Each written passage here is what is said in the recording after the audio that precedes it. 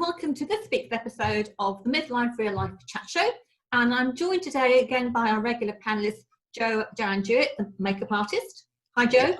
Hello. And Maggie McMillan, stylist and brand consultant. Hello, everybody. And I didn't say who I was, actually. I was Kerry Wilden, the founder and editor of Fab After 50. And I'm absolutely thrilled to have with us Louise Pendry today.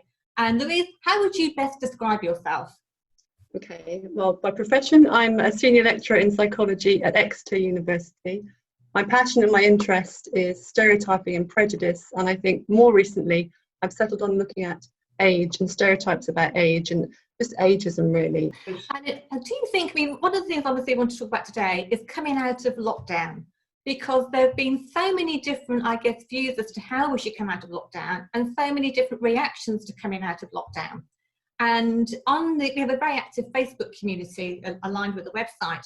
And what was interesting, a lot of women are really nervous about coming out of lockdown. You know, they haven't jumped at the opportunity to go out and meet people. So I just thought it'd be interesting to see, do you have any thoughts on that? Could it be age related? Is it a generational thing, Louise, do you think? No, isn't it? Because that's just the group that you're talking to at that moment in time. And I was talking to my daughter about it, and her concerns, she also has concerns too. So it's very hard to make generalisations, but we've all come into it unexpectedly, not thinking anything about what was going to happen.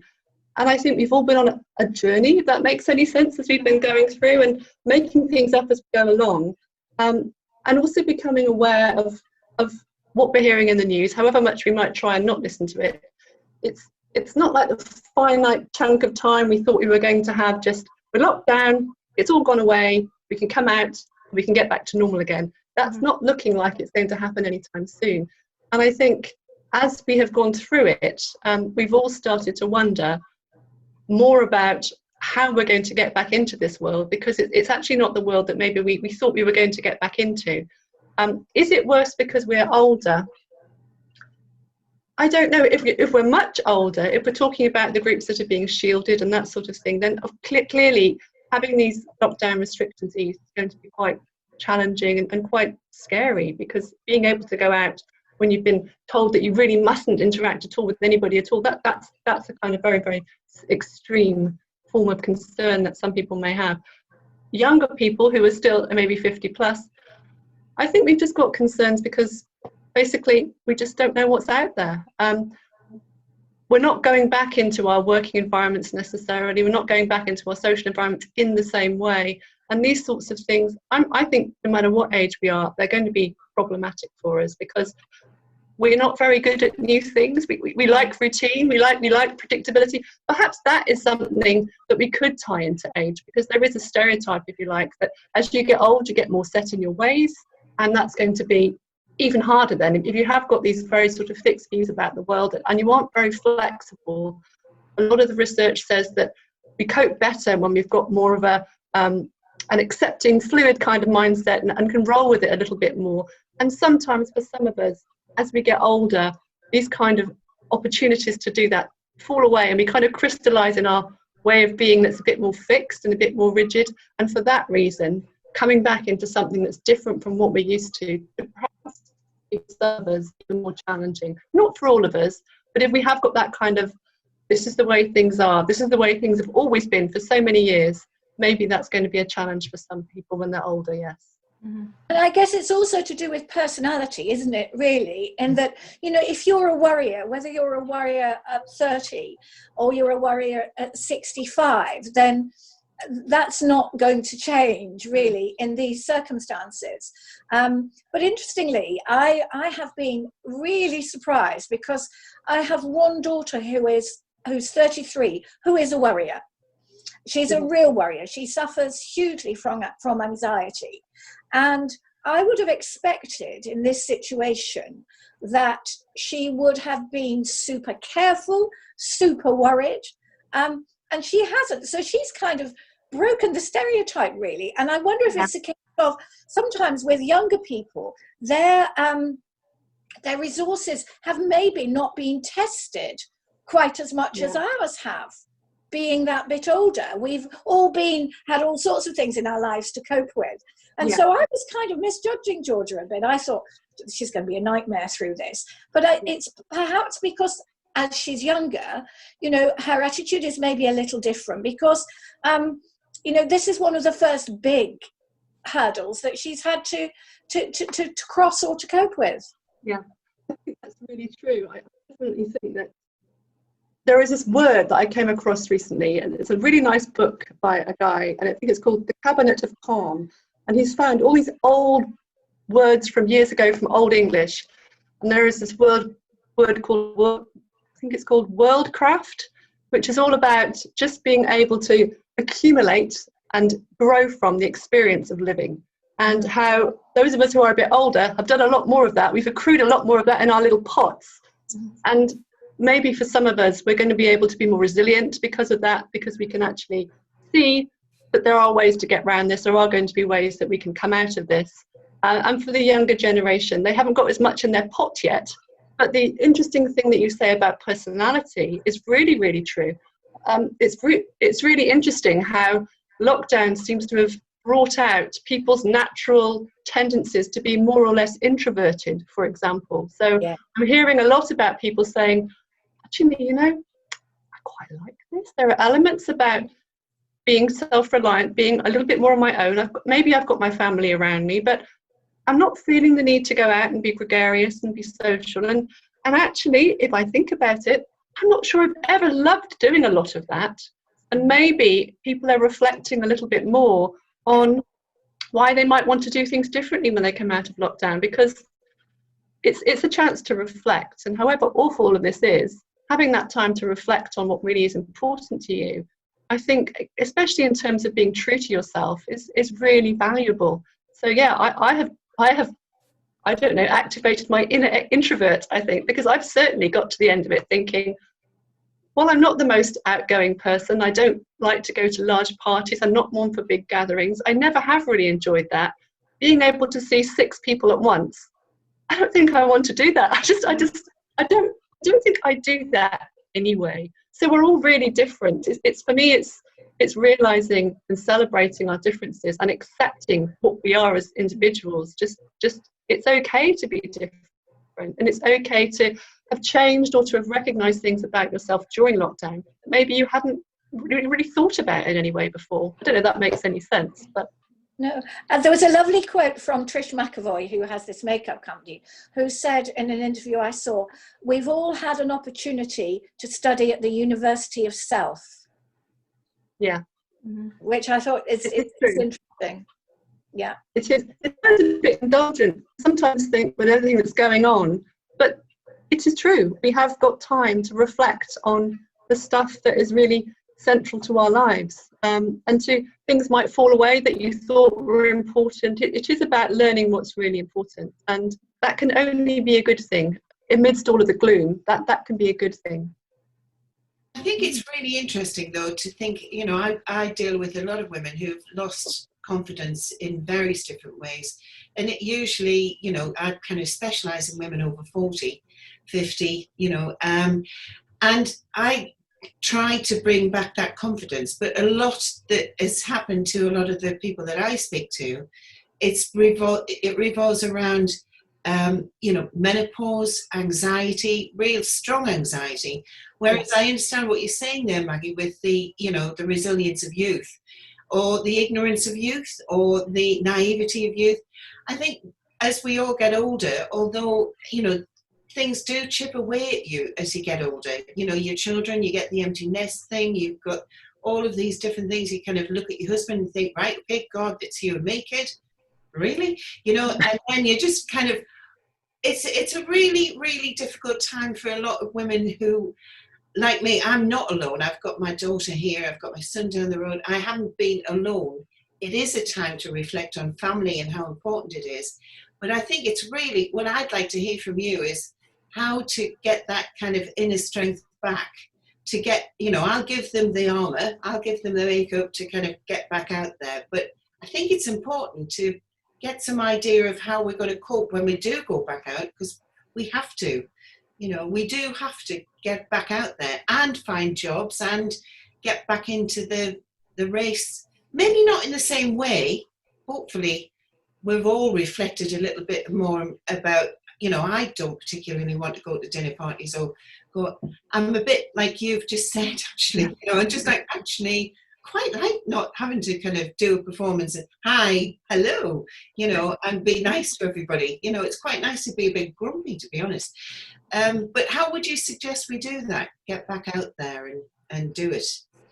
Well, I see the work that you guys are doing, and I did look you up, so I have got an idea of the sort of powerful work that you're doing, changing the way that women feel about themselves. And that's massively important. One of the things that I do with my PhD student, Vanessa, we're looking at the ways that women cope with aging and this kind of tension they have between, for example, being mutton dressed as lamb, or, you know, trying too hard or letting themselves go, and so many things that they are navigating their way through. And also you've got menopause coming into the mix, and you've got this sense of feeling invisible as you get older as well. And in the workplace, all, you know, the stuff that Kerry's doing, all of you are doing great stuff, and all of these things make a huge difference, because when you have these sorts of external things affected, your mindset can shift too. And I really do believe that these sorts of changes that we can make to the way that we feel about ourselves can really affect our confidence levels. What concerns me is we know that there is ageism when we're talking about workplace, for example, and we know that gendered ageism, the way that it is for women in many walks of life, can actually be like an extra layer of issues going on there. And finding ways that we can challenge that. I don't think it's just going to come from within. I think that more of a societal thing about making sure that we are valuing our older people in work, for example. And just, I don't know, I think you want me to just make it all better. I'm not sure that I can easily do that from a psychological perspective. It's a big ask. It's a big ask. And I think it's just making sure that women know that they're not alone. You know, I mean, definitely. Depression, you know, hands up. I think people just look at people like us and think that they're kind of unscathed and strong and out there women. Yeah. And we're not. We've all, I certainly have gone through serious depression at times. Yeah. In particular, one, you know, when I had a hysterectomy and that hormonal rush, and you just think, oh my God, I'm useless. I can't do anything. I wasn't, you know, and it's important for us to admit to that. I think it's really important to share that with women. I think communities of women online as well can really be powerful tools and resources for exactly what you're saying, Jo, because really, when you hear their stories and you hear yourself reflected in their stories, and you start to think, they seem to have it all together, but actually they're not, they haven't got it all together either, and they've got problems as well. It's really empowering, and some of the research that we were doing a few years ago was looking at precisely that, looking at how women, older women, were bonding actually in online groups, and it may sound a trivial thing, but at the time it was to do with women who were going grey and finding, well, it's not that trivial actually, it's quite a hard thing to do for many women. If you do that, some people say that you're letting yourself go. It's that saying again, isn't it? And when we did some research in these groups, they don't just talk about hair, they talk about their whole lives, like you say, menopause and depression and emptiness syndrome. And you start to hear these different narratives coming out, and you just think, oh my God, I can relate to that so well. Yeah. And then when you can do that, and you can see that they are making their way in the world alongside all of this crap that's going on, it can just make you think, maybe there's hope for me too, actually. Maybe I can take a little bit of that strength from what I'm seeing in that person and put it into my own life. So that, I think helping women is one of the best ways forward. And credible, relatable role models who haven't got it all perfect. I've seen some of it on Instagram, you know, people who are, and it's not just about not wearing makeup one day or something like that and saying, oh, look, I don't mind if I've got wrinkles showing or roots showing or whatever. It's just about accepting that you're having a crap day. And just saying, actually, I know I'm taking a social media break. Things aren't great for me right now. I just need to focus on myself. Goodbye for a while. And that might be somebody that you really look up to and you think, they have those moments as well. And actually, that is really it normalizes what can be, what can make you feel like you're a bit of a, I don't know, you're just not coping, and you're wrong for not being able to cope. We all cannot cope at various stages of our life. It's okay not to cope, isn't it? It's okay not to cope. Yeah. You talk about the community. One of the things that came out, again, I go back to the ladies in the Fab After 50 community. When it came to sort of being able to meet people, they said they would find it harder in some cases to meet somebody with the 2 metre distancing rule in place than not to see them at all. And a lot of that was because obviously a lot of our readers or our community members are grandparents, and some of them had very young grandchildren. They said to be in the same room as their grandchild and have to not give them a hug, or maybe the children were too young to realise they couldn't go within 2 metres. They said it would make it so much more difficult, and they'd rather not put themselves in that situation, no matter how much they miss them. And I think that 2 metre, I think it does, I mean, I met my parents for the first time last weekend with that 2 metre distance, and it does take a lot of the enjoyment out. I was a nervous wreck trying to observe this 2 metres all the time and not have my dad touch the things that I just touched and all that sort of thing. Yeah, I think, I was thinking when you asked that question, I don't have the grandchildren, and I think most of my friends, we understand that we can't hug, and it's a completely different idea of not being able to hug little grandchildren and children that you might not have seen for ages. That would make things really difficult. Also, just the kind of logistics of just being with your friends. Actually, I went out with some friends one friend. She brought her dogs over, and we went for a walk, and I took one of her dogs. We were 2 meters apart, but of course the dogs had other ideas, and their leads were just, and I was like, no, we're going to not be able to do this. I actually had to have the lead back, and I couldn't do it. And also that there are sort of issues that we've never had to deal with before, people that we have always got along with really well, but in this context we might find maybe they haven't got quite the same strictness about observing that distance that we might have, or the other way around. And how do you navigate those situations when you're just trying to sort of say, oh, hang on a minute, you're a bit too close, and it seems like you're being really precious about it, but it is kind of a rule, but you're good friends, and how do you navigate that? It seems really trivial, I suppose, but these are all the little things that are just coming into what used to be interactions that we used to just take for granted. We used to just be with our friends, give them a hug, talk and walk very, very close together. That was the end of the story. So we're having to do quite a lot differently. For me, I'd still rather do it than just do a FaceTime or a Zoom call, probably, but it does feel very different. It is very different. Whether it changes from 2 meters to 1 meter, I'm not sure that's going to make an awful lot of difference. It's still not about being right close together, is it, really? So, after yesterday, is it yesterday? Or after, when is it? When does it start? We can actually choose, if one lives on one's own, as I do, we can actually choose to interact and hug one other bubble. But of course, I have 2 daughters. What do you do, Maggie? You have to choose one. Their anxiety separately, and so what am I going to do there? What are you going to do there? I don't know, actually, is the answer to that. And it's very easy to think, well, actually, I'll just be sensible, and maybe it won't do any harm to see them both.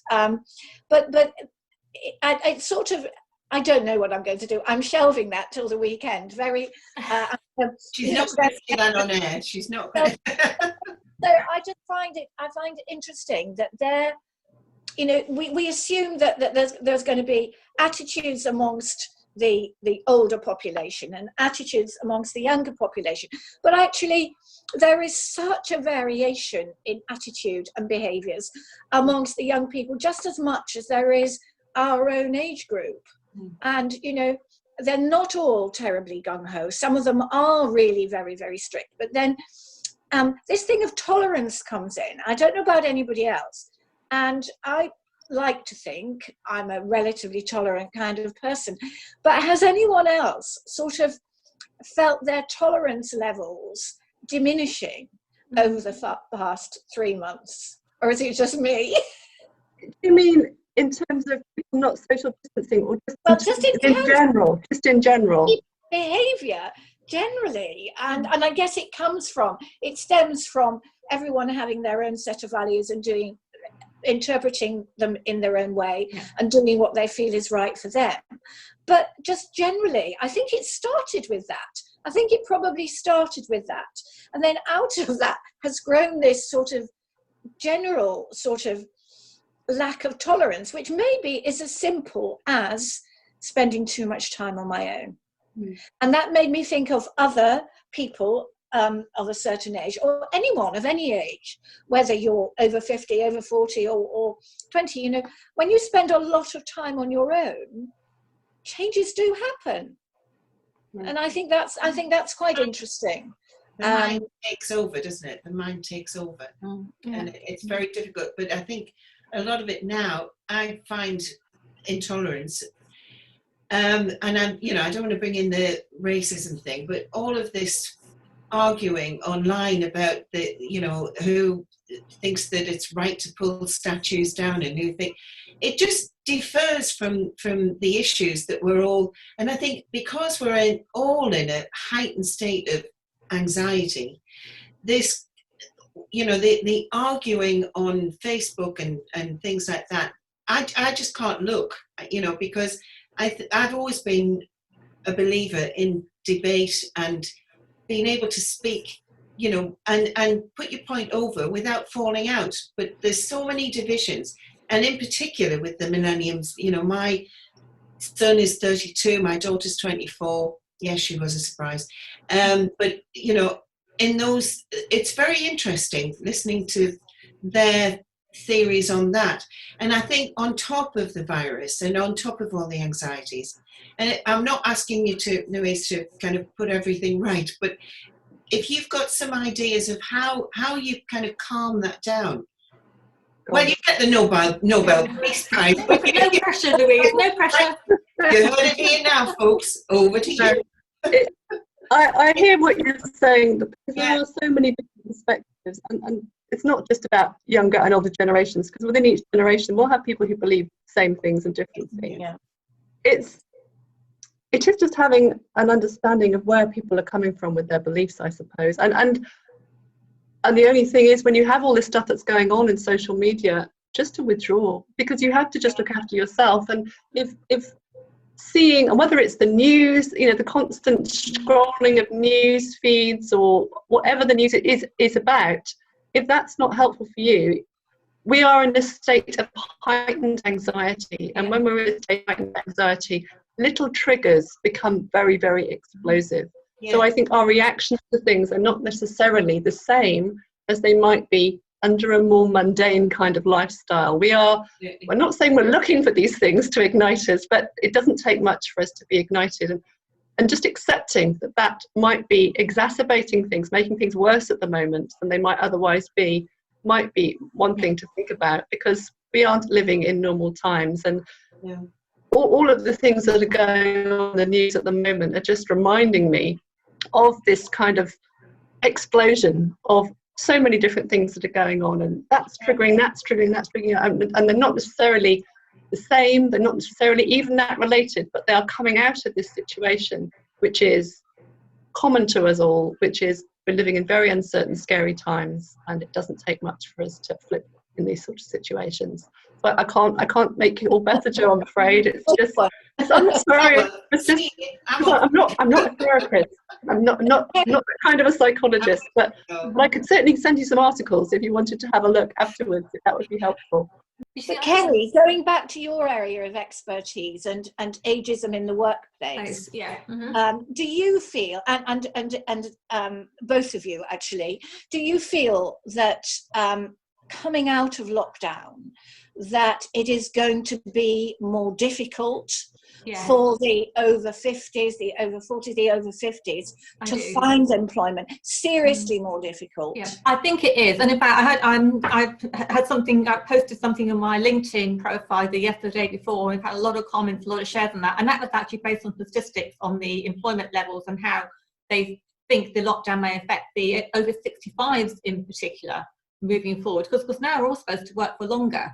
And I think there will be more ageism. But it's interesting because in January, in fact, when Louise and I were talking about doing some specific workshops, it was on the basis that there was a skills shortage and there weren't enough people in the younger generations to fill the jobs. Therefore, employers were going to have to embrace older workers. And we had a whole series of workshops planned to change mindsets within the corporate environment to include those older workers.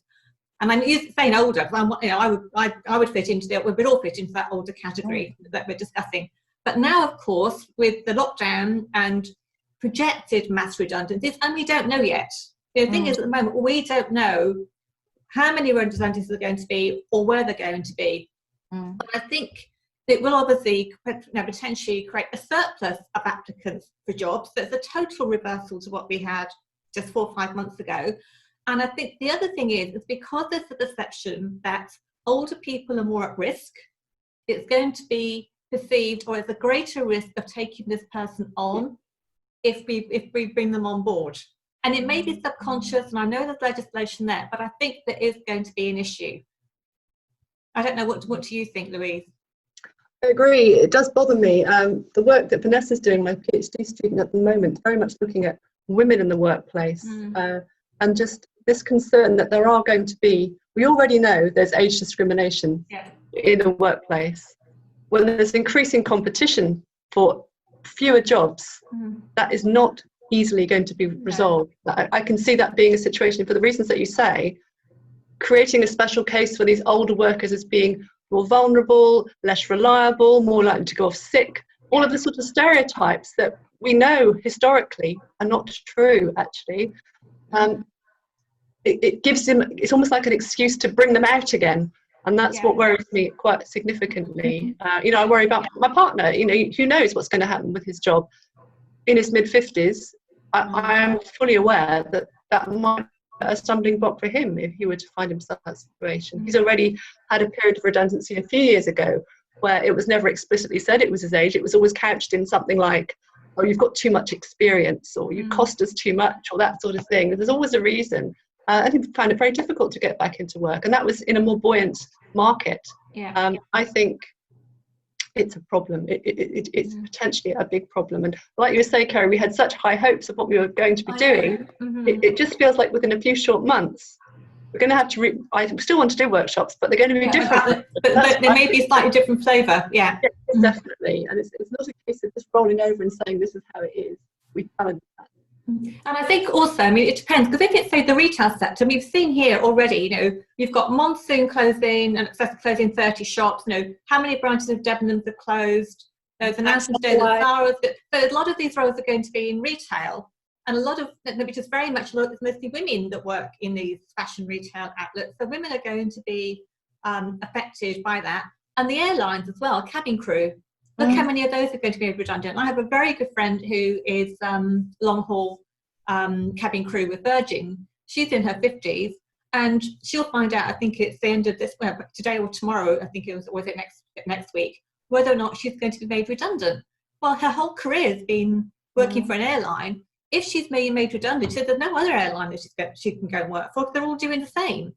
So you're going to have a huge number of airline staff. Again, a lot of the cabin crew are women who are also going to be in the same position. Now, how can they reframe their skills? Now, she's very creative, so she will find a way through it if she's affected by it.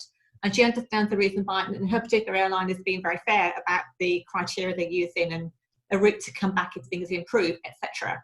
But, you're going to have an awful lot of people that perhaps aren't going to be as resourceful and don't have very many options.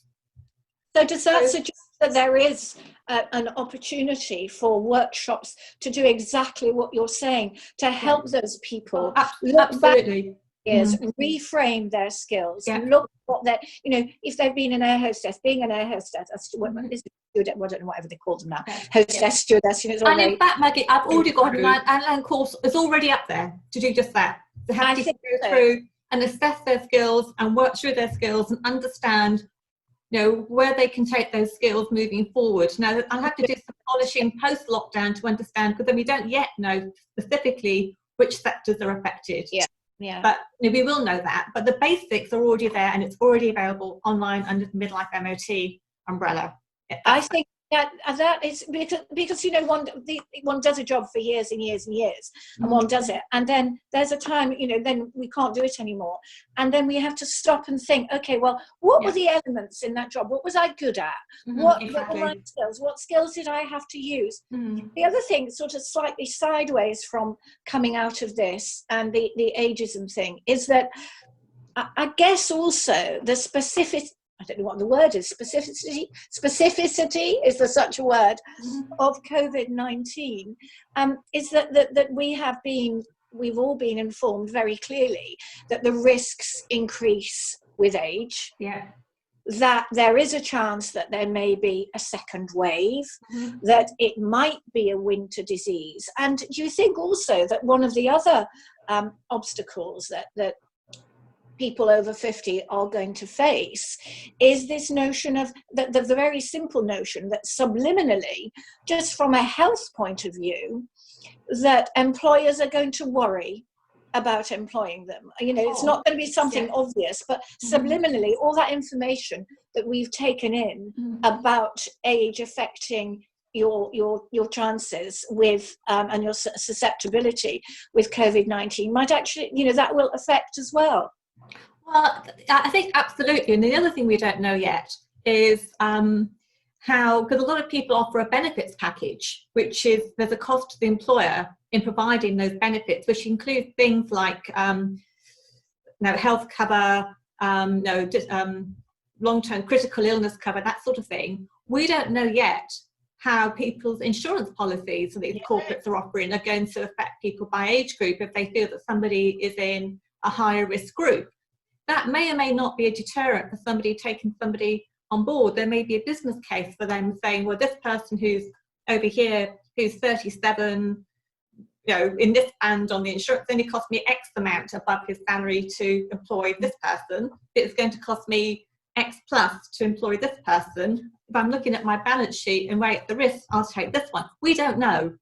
And it is not just somebody's perception. But one of the things I've always said when I've been talking to people about age is, okay, so if you get to the point, especially if you get to the point where you're being interviewed, you are not going to be the youngest person walking into that door. But you can be the most confident person, you can be the best prepared person, and you can look as though you're the healthiest person. And we can all do things about all three of those aspects we can do. And we did Louise, we had a really interesting guest on a couple of weeks ago, Dr. Claire Bailey, who's the wife of Dr. Michael Mosley. And she talked a lot about nutrition and what we can eat to help support our health, not just from an age perspective at this time of our lives, but also to help be, combat COVID-19 as well, to be able to deal with it better if we're unfortunate enough to catch it. So there's a lot we can do for ourselves. And I think anything we can do, I think this is the time we're going to have to stand up and maybe encourage our communities of women that we're all connected to actually take accountability and do the things that we can do now, which will better prepare us for later. Sorry, I think I've given a little, been on a little soapbox there. But no, that's great. You know what I mean, don't you? I think there are things we can do for ourselves. I think it goes back to this age until victim mindset. And what you're saying, Kerry, is very much, you could just curl up and say, it's all against me, I haven't got a hope. And in fact, when there are very, very tangible things that you can do, which we also know will prolong your life and make you healthier and make you more employable, I suppose, then it makes absolute sense to take those steps to do that. It's not always easy, but that is the world that we're living in now. And for these sort of things to take effect, we do have to take more responsibility sometimes, and I think we do as a rule, because it's never going to be more important to demonstrate that we are resilient, healthy people as we're getting older. And I think we as a four, we all have a role to play in that, don't we? I think our discussion today has shown that each of us in our own way can contribute to building that confidence and to supporting other women in the particular area in which we work. And that is, and so, you know, I suppose the shout out is, you know, there is help out there as well, isn't there? You know, look to makeup really is so important to every woman. And somebody was saying earlier on about mutton dressed as lamb, and I think the problem is it's not really mutton dressed as lamb. It's doing your makeup the way you did. You know, it's not an expression of who you were, it's who you are now. So, you know, really revisiting your makeup and changing your look can really boost your confidence. Because, you know, I'm no small lady. Without makeup on, I look like a total albino. And, you know, I've got all of the things, the wrinkles, the, you know, the sucked in lips and all this kind of thing. All of those things are quite normal. And I think the most important thing that we should be sending out there, because there'll be somebody listening to us now who feels quite wretched about herself and is sitting there thinking, I'm the only one who feels like this. Well, actually, no, you're not. You know, we all have those moments. But, you know, get your makeup on. Maggie will help you dress. Yeah, glad right. Good talking to. And Louise will sort your brain out. Sorted. Get back out there. That's a correct opportunity here. It's not a problem. What was that song years ago when I was growing up? There was a song about pick yourself up, dust yourself off, start all over again. Love it. I get knocked down, but I get up again. That's my mother's favourite song. I get knocked down, but I get up again. She's 90, by the way.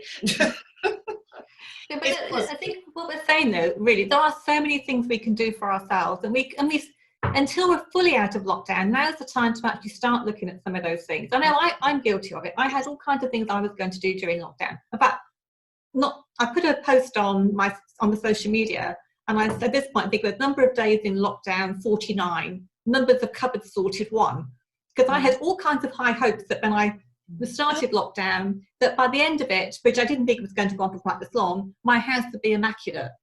And as this happened, I haven't actually cleared every single drawer and cupboard. It's only the grand total still stands at 1. And it's kind of, you think, well, actually, could I have done more with this time? And should I be feeling I should have done more with this time? I don't know. I don't think you can be hard on yourself. I've been reading quite a lot about this, and I've been guilty of it myself. When I first went into lockdown, and we sat down around the table and we made a list as a family of all the things that we were going to do as a family and work together, all the jobs we were going to tick off in the house. And we started off, and we did do quite a few, and we have done quite a few. But then there is this sort of sense that I'm hearing that people just feel this huge pressure because people are posting about how many cupboards they've sorted and how much they've done here. Yes. They're all different. We don't all feel like doing that. And our response to these situations are not all the same people. And even over time, you know, the enthusiasm for clearing out a cupboard, I was very excited to start with. It's waned somewhat.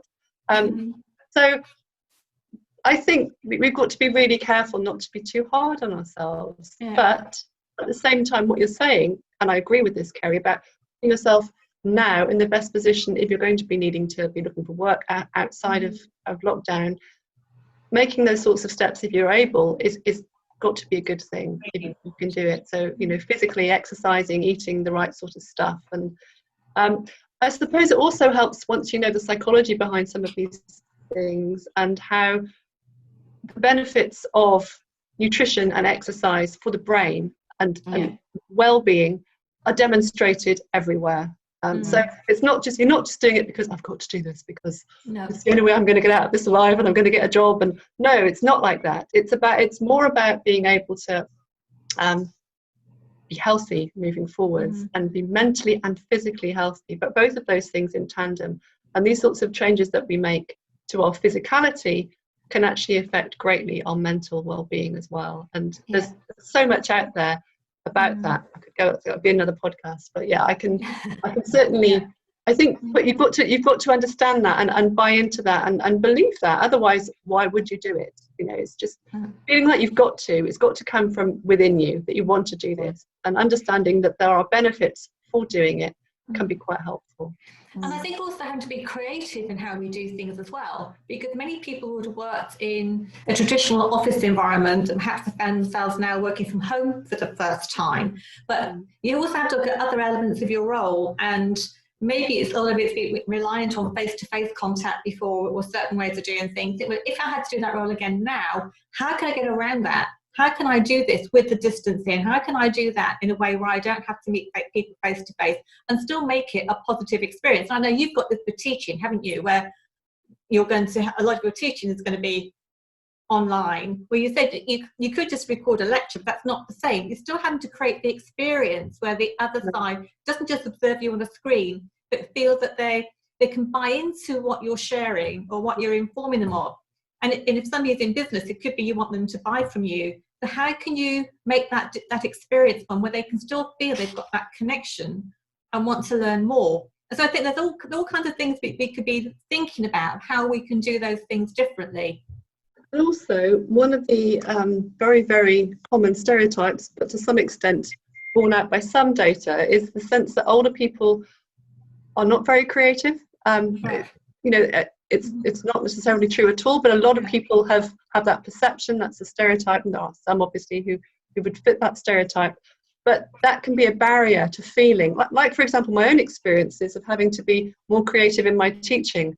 Oh, you know, I'm not the best online person. I'm going to have to do lots of things differently to learn new ways of teaching. It's going to be completely different from what I'm used to.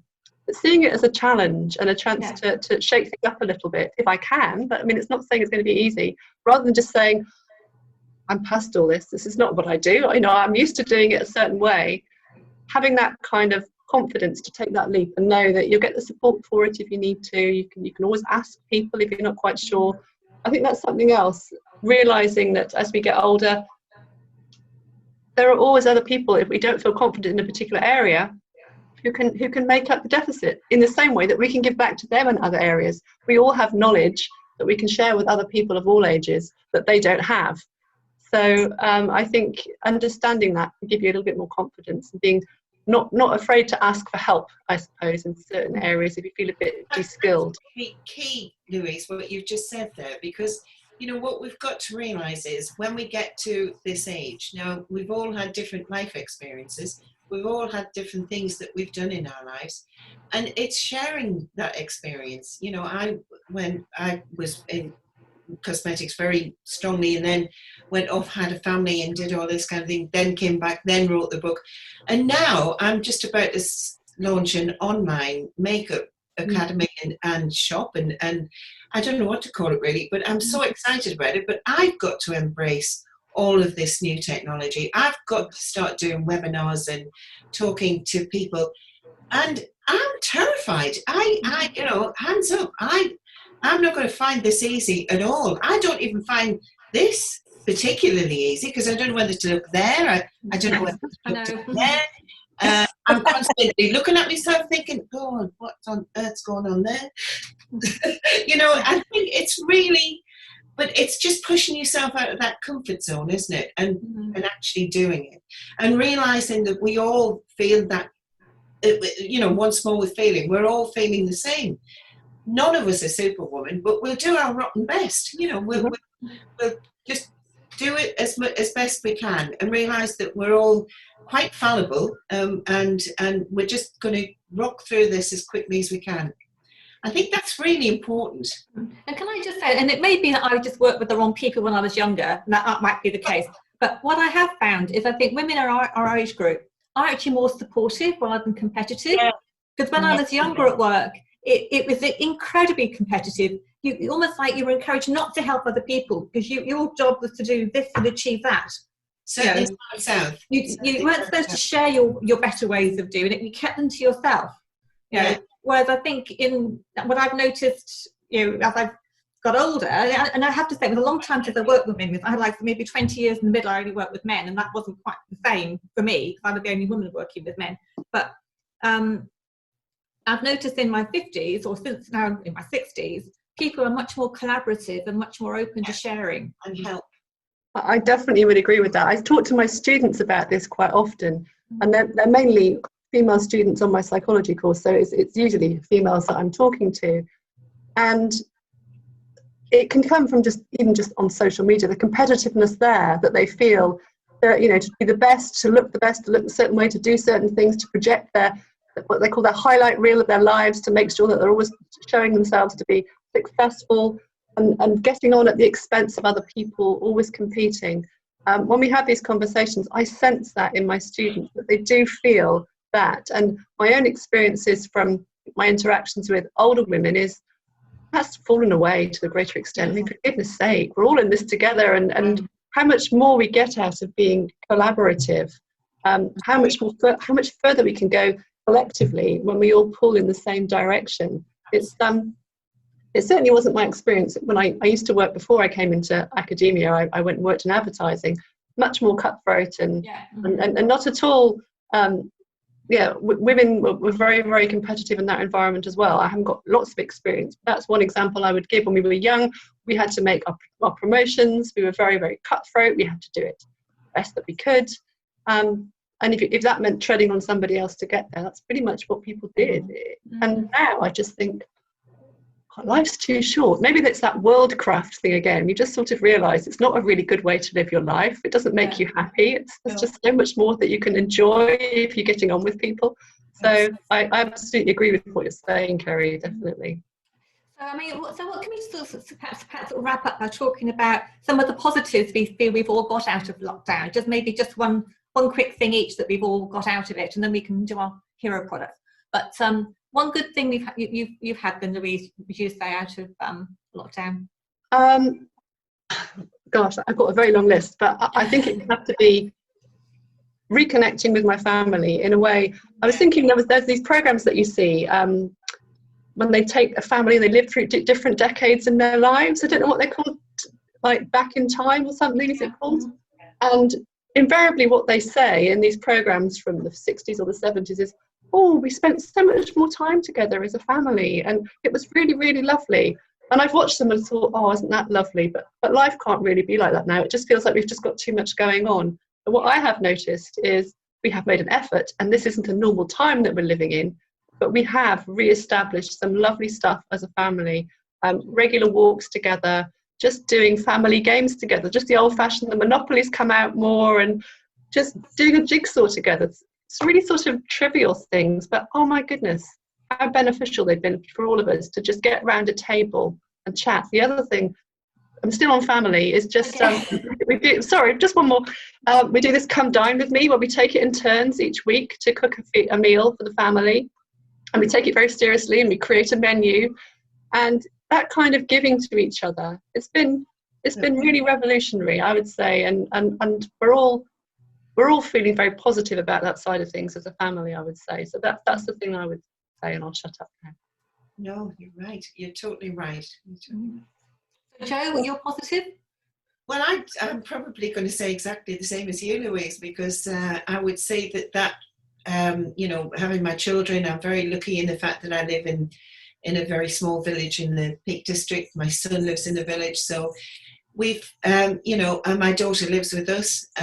So it's just been that special time that you really, and also I have had Shannon around to help me with my filming for and you may have seen her on some of my Instagram posts.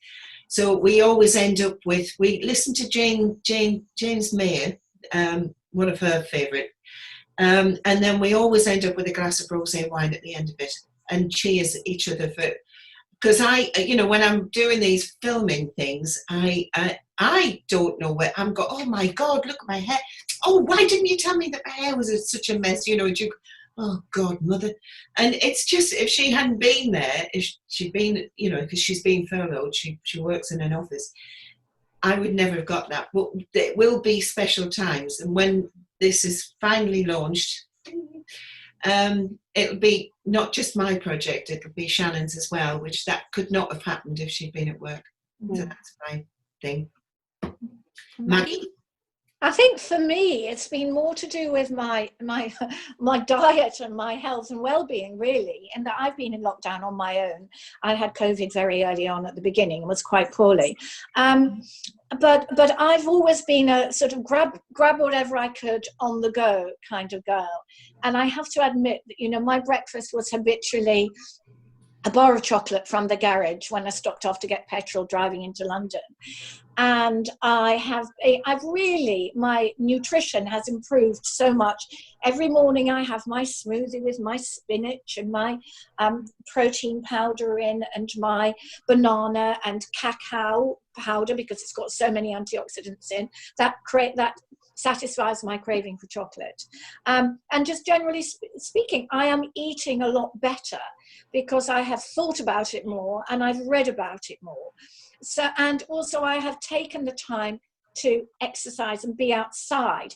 I would do a bit of before I would do a yoga class, or I'd run in, do a yoga class, do a Pilates class, rush out, and then just be as agitated as I was before, really.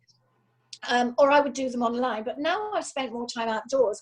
I've actually been walking more. I've spent more time in nature. So those are my main things. The other thing is, I think my two daughters appreciate me a bit more now, not having had access to me in quite the same way. I had a distance visit with them in London the other day, and my younger daughter, who's not the most demonstrative, and kept saying, "Oh, Mummy, you're so cute, you're so lovely, Mummy," and that is just not something that she would. It's not a Lydia type comment, you know. Maybe we've all taken each other a bit for granted before, and not so much now. So those are my outcomes. Very good. Yeah. Right, Carrie. I think I've learned that I don't have to fill my diary, because I've always been one of these very busy people, and every hour of my diary has been full. The weekend is packed, and I never really have time for myself, because people think I live on my own and must have lots of time for myself. But normally I'm so busy I don't. And so I think what I've realised is actually I don't need to feel guilty if I go out and sit in the garden a nice day and read a book for a couple of hours, which I wouldn't normally do. So that's certainly one of them. And also I realise that I'm less concerned now about what happens to my parents in the future, because I've realised as a family we've all really pulled together to make sure my parents are okay in our own ways. And so I think I can see moving forward how that will work, where before I always wondered, if anything happens to mum or dad, who would it all fall on, or how would we get through this or navigate things? We've all got slightly different ideas of how we live. And I can see how we've pulled together, so I don't think that's going to be a problem, which is reassuring for me and incredibly reassuring for my parents when they've seen how everybody's just done their bit seamlessly. There hasn't been any drama, any trauma. It's all happened quite seamlessly. So that's great. It's been good. Mm-hmm. Good. Yeah. Right, so we've all sorted. We're all right. Yeah. Ready to get back out there. We don't quite. The thing is, we still don't know how much we can do or how long it's going to be, do we? Maybe those are all the positives. I did forget to tell you this, Louise, that sometimes we share our hero products, and I forgot to ask you to bring one. Ooh. But I know. But I do it quickly. What's in my bedroom? Tell me what's in your bedroom quickly. Yeah. So it can be anything. It can be a beauty product, it could be a book, it can be talk about podcasts. We just have one thing that we like to say, this is my hero product. Okay, I have got one then. Right, good. Excellent. Okay. Right. Oh, it's the wrong way around. It's no, that's fine. I dropped it. This is the book, Cabinet of Calm, and it's soothing words for troubled times. So it's an absolutely lovely book. It's basically definitions of old words from across the ages, and they are all words that are picked to inspire and reassure. And they're really lovely words. Like they sound nice to say, like gadwadik for when you're feeling work weary, growlery for when you're in a bad mood, and they're all the history behind them is explained. And it's just gentle, inspiring, just what I need right now. So that's what it is. It's by Paul Anthony Jones. And it's a really lovely book to read in the garden, to just chill. And it's inspiring. It's just lovely words. I'm not sure you could get many of them into the conversation because they're a bit of a mouthful, but they're just definitions and the history behind them. It was really charming to read, and it just made me feel very good at the end. You have to get some cue cards out with you so you can pull them out and see if I can find a word for this. I will. I might put a couple on Instagram actually, because the world craft comes from there. Yes, that's one of them. So there's a couple to do with aging, which I might put on Instagram. But yeah, it's about everything. It's about when you're feeling down, you know, when you're feeling like you haven't got the energy to get through the day. There is a word for that, and sometimes it's I don't think there is a word for it in our everyday language. So it's nice to know historically there has been a word. People have gone through that stuff before. Yeah. Yeah. And Joe, Right. what's yours? Well, tragically, I'm the same. I've got a book. Mm-hmm. Oh yeah. Here, do it anyway. And I can honestly say, you can see in here where I have written my affirmations, which I am not an affirmation type person. You may notice that I'm not particularly good. Look, all of that I'm writing in it. And it's just absolutely fantastic. I think every woman should read this, because it just, you know, I let go and I trust everything's going to be all right. And as soon as you say that, you just think, actually, yes, because anyway, read it. It's very good. And I've got another thing, but I won't go on about it too much. I've just found the most fantastic contour powder from Kobo. Happy days. Little things mean a lot to me. So Maggie? Well, I've remembered this week. I'm prepared. So my thing this week are these little. I'm going to hold it in front of my face so you can see it. It's one. I have a whole collection of these little collar bibs. I decided I'll do something style-wise this week. It's about time. These little collar bibs, and especially with the weather changing, and also sometimes. We're not happy that our neck is one of the best bits of our bodies, and I think they're really flattering, and they're just, for me, if you don't want to put a huge shirt on underneath a sweater, they're just fantastic, because they give you a lovely neckline, and you just put them on, button them up, and they've got these little tags at the side, and they give the impression of having a shirt on underneath your sweater or your cardigan, but they're not as bulky as a shirt, and you can get them with all different kinds of collar lines in white and cream and denim. We can put a link underneath the Facebook page to where you can find them, the assorted places you can find them, but these are a real wardrobe essential for me throughout the seasons. I have quite a few of those, Maggie, myself, and I bought mine on Amazon. Did you? Yeah, I got some on Amazon that were very, very, very inexpensive. These are not expensive, but these are slightly better quality and last slightly longer. I think this one actually came from COS, maybe, but we can put a couple of links anyway, can't we? If people are interested. So that's my hero product. Mine, this is one that I've been meaning to show for a couple of weeks. I've seen these pop up on Instagram. And I think I've got one of those, and it's a Sarah Chapman facial massager, and she said if you do this, it replicates. She does her signature facial, and I think she did the Duchess of Sussex's facial before her wedding or that sort of thing, and it mimics her knuckle massage that she does in her facials. And so if people are missing that hands-on experience, it's one of those. But I would say watch her video, because when I first had this, when I bought mine, the person that showed it to me went this way, and it's painful if you do it that way, and it's not how you're supposed to use it. You're supposed to use it this way. Come on then, Carrie. So it's definitely worth watching the video. And apparently, and it does, I think it does help to, you can feel sometimes, you have that bit of congestion somewhere. Somebody gives a massage, whether it's in a knot or whatever. When you do it around your jawline, you do feel it actually, I find, release the tension. So I think it's worth doing. Wow. So that's mine.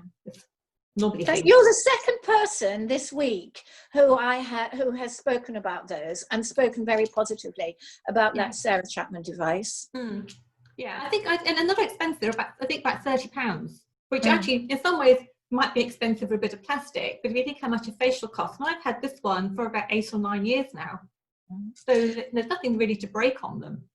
I think we've all been doing a bit of more DIY when it comes to looking after our bodies and hair and faces during lockdown. Absolutely. Advice. Yeah, and that one's an option. So anyway, so that's it for, I guess, for today. So thank you so much, Louise, for joining us. For sure. Great. And thank you again, Joe and Maggie. So it's been great fun, and hopefully people at home have got something out of this. As I said, we're all in it together, aren't we? So We are. yeah. So check out all our Instagram, Facebook, and social media profiles, and obviously the Fab After 50 website has got articles to support you as well. But no, connect with us, because we literally are there to support you. So thank you for joining us, and we look forward to seeing you all next week. Keep the faith. Bye.